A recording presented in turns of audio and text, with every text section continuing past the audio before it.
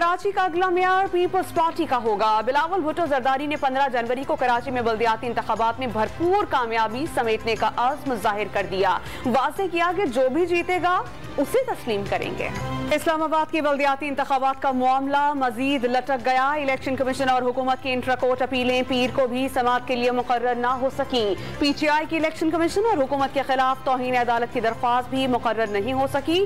जमात इस्लामी पीर को तौहीन अदालत की दरख्वास्त दायर करेगी। सिंध में अगली हुकूमत PTI की होगी। इमरान खान ने एक बार फिर इंतखाबात को निजात का वाहिद रास्ता करार दे दिया। सोशल मीडिया कारकुनान से खिताब में बावर कराया कि जिनके हाथ में बाग डोर दी गई वो मईशत नहीं संभाल सकते। मुल्क को तबाही की जानिब धकेला जा रहा है।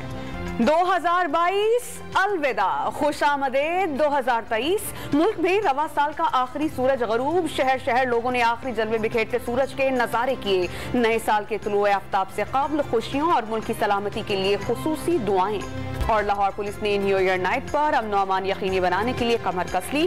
CCPO की वन विलिंग, हवाई फायरिंग, गुल खपाड़ा और शहरियों से बदतमीजी करने वालों के खिलाफ फौरी एक्शन की हिदायत।